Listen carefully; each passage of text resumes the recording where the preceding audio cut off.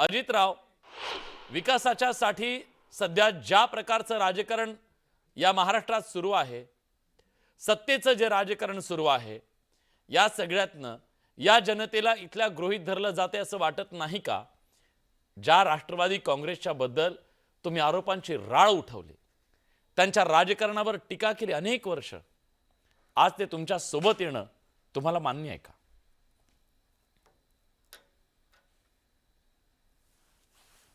विलासजी नमस्कार. सर्व प्रेक्षकांना देखील नमस्कार. विलासराव, दोन गोष्टी आहेत. एक विचारधारेचं राजकारण आहे आणि एक निवडणुकीचं राजकारण आहे. निवडणुकीच्या राजकारणात जे जे करायला पाहिजे ते म्हणजे बेरीजच करायला पाहिजे आणि बेरीज झाल्यानंतर जो काही आकडा आपल्याकडे येतो त्या आकड्याच्या माध्यमातून आपण चांगल्या पद्धतीनं आपल्या विचारावरती आधारित आणि मतदारांना जे आश्वासन दिलेलं आहे त्या पद्धतीचं काम कसं करू शकू त्याकडे आपण लक्ष दिलं पाहिजे. त्या पद्धतीनं आम्ही करतो. दुसरा एक महत्वाचा विषय की नगरपालिकेच्या नुकत्याच निवडणुका झाल्या. या निवडणुकांमध्ये ज्या ज्या ठिकाणी जिथे जिथे घराणेशाही होती त्या घराणेशाहीला मतदारांनी साफ नाकारलेलं आहे. काम करणारे जे कार्यकर्ते, मग ते कुठल्याही पक्षाचे असो, काही ठिकाणी तर आपण बघितलं असेल की अशा ठिकाणी 3-3 लोकांना सलग कुटुंबामधल्या निवडून दिलं आणि काही काही ठिकाणी सगळ्या कुटुंबाला घरी पाठवलं. हे का होतं? शेवटी हे सगळं लोकांच्या हातामध्ये, जनतेच्या हातामध्ये हे आहे आणि जनता ते योग्य वेळी अत्यंत चांगल्या पद्धतीने नाकारू शकते. पण आपण एक लक्षात घ्या की जिथं बेरीज होत असते ती बेरीज का होते? मुंबईत, महाराष्ट्रामध्ये ज्या पद्धतीनं खरोखर सामान्यांची कामं होत आहेत, कार्यकर्त्यांची कामं होत आहेत आणि एक प्रकारे प्रचंड मोठ्या प्रमाणावरती इन्फ्रास्ट्रक्चरचा विकास झालेला आपल्याला दिसतोय. त्यातनं बऱ्याचशा कार्यकर्त्यांना असं वाटतं की एका या विचारधारेच्या नेतृत्वाच्या झेंड्याखाली जर मी काम केलं तर माझं पॉलिटिकल करिअर स्थिर आहे. करिअरसाठी चाललंय हे सगळं. तिथनं नाही. शेवटी विलासजी एक गोष्ट आपण लक्षात घ्या की राजकारणामध्ये निवडून जर तुम्ही नाही आलात, आज आपण या कार्यक्रमाला मला बोलवलंय, मी भारतीय जनता पक्षाचा सहमुख्य प्रवक्ता आहे, चव्हाणताई राष्ट्रवादी काँग्रेस पक्षाच्या प्रवक्त्या आहेत, म्हणूनच त्यांना आपण बोलवलंय. या पक्षाच्या विचारधारेच्या कार्यकर्त्यांना बळ देण्याकरता निवडणुकीमध्ये निवडून येणं गरजेचं असतं आणि निवडणुकीमध्ये निवडून आलेली ही जी मंडळी आहे, ही मंडळी की जादूचे कांडे फिरून तर निवडून येत नाहीत. लोकांशी संपर्क जिथं आहे, लोकांची कामं केलेली आहे, लोकांच्या बरोबर ज्यांची नाळ जुडलेली आहे, तेच लोक निवडणुकीमध्ये निवडून येतील. नाहीतर सोशल मीडियावरती आपल्याला माहिती आहे, आता एक सोशल मीडियावरती लाखोचे फॉलोअर्स असलेला माणूस निवडणुकीला उभा राहिला आणि 350 मतदान पडलं त्याला. ठीक आहे. नाही, मग असं असेल तर प्रत्येक वेळेस सत्तेच्या वळचणीला जाण्याची गरज का आहे, हा सवाल आहे अजितराव. तुमच्यासाठी तो थोडासा अडचणीचा असू शकतो. मी ताईंना विचारतो. अडचणीचा नाहीये, म्हणून मी अत्यंत सविस्तर उत्तर हो, हा ठीक आहे. मी ऐकलं ते सगळं उत्तर. आता मला ताईंना विचारायचं आहे. विद्याताई, या बडे मुद्द्याच्या व्यासपीठावर कित्येक चर्चा अशा आहेत जिथं विद्याताईंनी वैचारिक भूमिका मांडली. ताई, मला प्रामाणिक उत्तर हवं आहे आज तुमच्याकडून. विकास आणि कार्यकर्ता यांच्या नावाखाली तुम्हाला सत्तेच्या वळचणीला जाणं भाग पडलं का? प्रश्न हा आहे. ज्या अजित पवारांच्या यांना मलिदा गँग म्हटलं जायचं, आज त्यांच्या सोबत जाऊन निवडणूक लढवण्याची वेळ आली.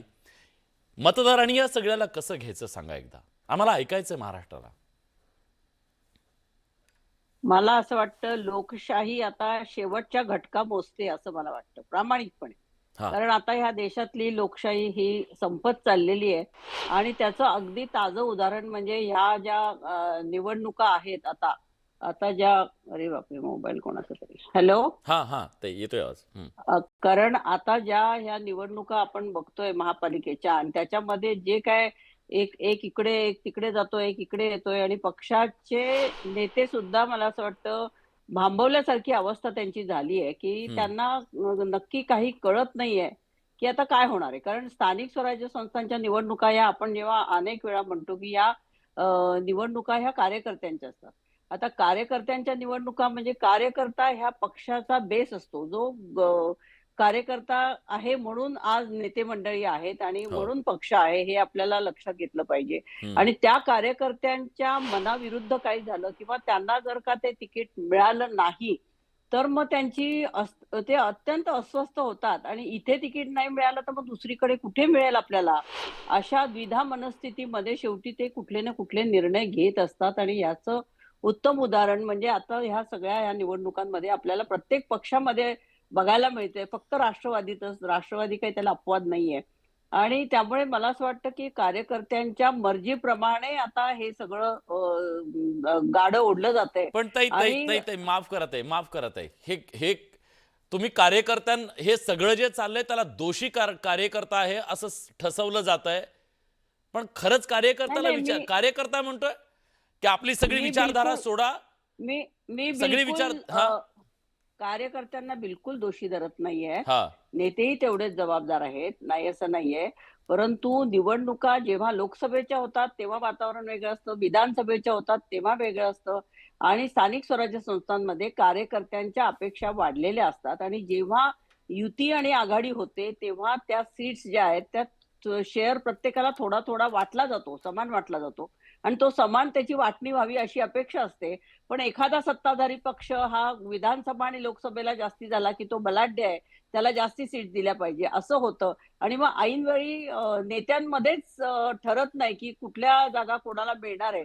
आणि हे शेवटच्या क्षणापर्यंत इतकं ताणलं जातं की कार्यकर्त्याची द्विधा मनस्थिती होते. आणि मग कार्यकर्त्याला असं वाटतं की आता जर आपल्याला नाही संधी मिळाली तर मग पुढचे 5 वर्ष थांबावं लागेल. आणि विकास विकास जे काय म्हटलं जातं ते विकास हा प्रत्येकाचा स्वतःचा विकास म्हणजे कुठली तरी महत्वाकांक्षा घेऊन राजकारणात आलेला जो कार्यकर्ता असतो, जो नेता असतो, त्याला आणि पुढे काहीतरी व्हायचं असतं. हा आणि ते जेव्हा त्याला त्याचा विकास स्वतःचा जर त्याला ध्येय साध्य होताना दिसत नाही, तेव्हा मग तो इकडून तिकडे उड्या मारण्यास हे सुरुवात ताई होतं. माझा आपण मुद्दा हाच बघितलेलं आहे. होता. मी थेटपणे सांगितलं. मला माहिती आहे हा प्रश्न तुमच्यासाठी थोडा अडचणीचा आहे.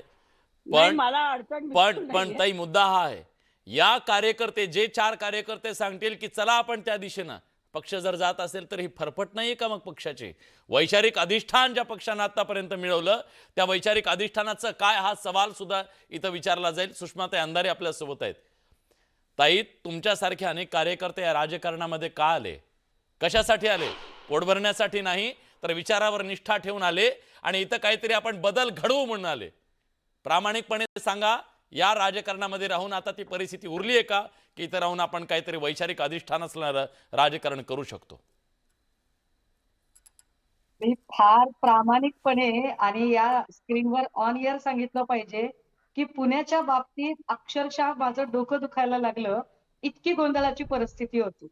म्हणजे तुझ्या गळा माझ्या गळा कुंफू सत्तेच्या माळा असं जे काही ते समीकरण होतं ते फार चक्रावून टाकणारं होतं.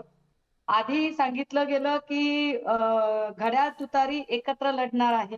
मग प्रशांत जगताप बाजूला पडले, आपण ते सगळ्यांनी बघितलं. मग त्याच्यानंतर असं झालं की नाही घड्याळ तुतारीची 4:30 पर्यंत बैठक झाली. हा 4:30 आम्ही वाट बघत होतो की अरे आपण अजून का बसत नाही आहोत. आणि मग संध्याकाळी आमच्या असं लक्षात आलं की आता आपल्याला बसायचं आहे. आणि आम्ही सगळेजण बसलो जागा वाटपाच्यासाठी. आणि अचानक तुतारीवाले आमच्या सोबत दिसले. हा मला फार धक्का बसला की अरे हे कसे काय. ते म्हटले नाही नाही आता आम्ही तुमच्याच सोबत आहोत. मग रात्र गेली. मग म्हणाले की अरे आता फार रात्र झालेली आहे. एवढे काही प्रभाग आपण करू शकत नाही. आपण उद्या सकाळी करूया. सकाळ झाली आणि सकाळी 8:30-9 वाजता तुम्ही लोकांनी मला लगेच फोन मागितला. ताई ताई तिकडे जिजाई बंगल्यावर काहीतरी चालू आहे. मी परत बदलून गेले. अरे काय चाललेलं आहे? मग दुपारी म्हणाले नाही नाही हे असं काहीच नाहीये. ते पिंपरी चिंचवड बद्दल चालू होतं. पुण्याबद्दल नाहीये. मग संध्याकाळी पुन्हा चित्र वेगळं दिसलं. नाही नाही म्हटले दोघं एकत्रच बसणार आहेत. आणि काय कळेच ना की नेमकं काय चाललेलं आहे. फायनली आता असं ठरलेलं आहे. हा म्हणजे नक्की ठरलेलं आहे असं वाटतंय आता की आता एकत्र बसणार नाही. आता माझ्यासारख्या कार्यकर्त्याला प्रश्न निर्माण होतो की आता मी कसा प्रचार केला पाहिजे बरं. म्हणजे मुंबईत कसा प्रचार केला पाहिजे, पुण्यात कसा प्रचार केला पाहिजे, हा इतरत्र कसा प्रचार केला पाहिजे. बरं हे माझं आहे असं नाही बरं का. हे भारतीय जनता पार्टीचं पण हेच आहे. हे नाही हेच सगळ्यांचंच शिंदे नाही. सेनेचं म्हणजे त्या आहे. शहरात आणि हेच जाताना जवळपास आधी कपडे थोड्याफार काढायचे, फरकाने वैचारिक कपडे काढायचे आणि तिथं मग आपण ठरवायचं की आता इथं कुठली भूमिका घ्यायची, इथं हिंदुत्ववादी व्हायचं, इथं पुरोगामी व्हायचं, इथं हे व्हायचं, हे करावं लागणार आहे.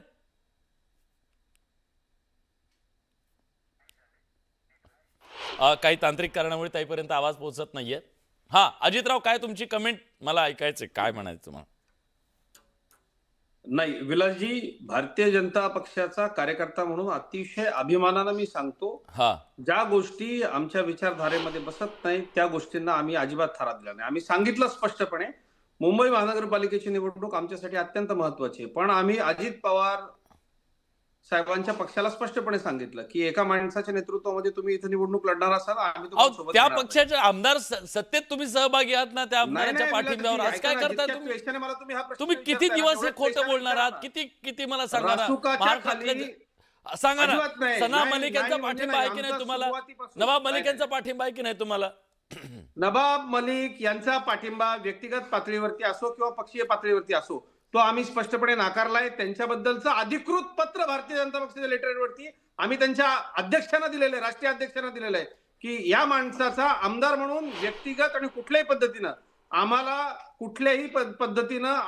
सूरजराव, नवाब मलिक यांचा सहभाग नको. सूरजराव, हा अपमान नाही मात्र- वाटत तुम्हाला? हा मात्र अपमान नाही एक वाटत मिनिटं, तुम्हाला? ऐका मित्र आहेत ना ऐका. ते तुमचे? एक ऐका मिनिट ना, थांबा विलासजी, अजितराव. असं कसं एक कल्ली चालेल? नाही नाही एक कल्ली कसं? तुमचं उत्तर, त्याच्यावर उत्तर घेऊ खाली द्या. आरोप होते, हा जो छत्रपती संभाजीनगर या नामकरणाला विरोध करतो, जो पाकिस्तान जिंदाबाद म्हणतो, त्याला हिंदुहृदय सम्राट शिवसेना प्रमुख बाळासाहेब ठाकरेंच्या निवासस्थानी मातोश्री इथं अधिकृतरित्या उबाठामध्ये प्रवेश दिला जातो. हे हे हे वैचारिक हा पराभव आहे. मुंबईमध्ये ज्या पद्धतीनं 92च्या दंगलीमध्ये ज्या लोकांनी सक्रिय अजितराव, सहभाग घेतला, ऐका ना, त्यांच्या माझ्या नातलगांना- प्रश्नाचं उत्तर द्या ना प्लीज. तुम्ही दुसरं काय, नका काय? बोलू, माझ्या प्रश्नाचं काय? उत्तर द्या. जर समजा तुम्हाला इतकी अलर्जी आहे किंवा तुम्हाला नको आहे, तर मग त्यांच्या सोबत आम्ही सत्तेत बसणार नाहीत, त्यांना आधी पक्षातून काढून टाका, हे म्हणण्याची धमक तुम्ही दाखवणार आहात का? दाखवली की आम्ही अधिकृत पत्र पाठवलंय, स्पष्टपणे सांगितलंय.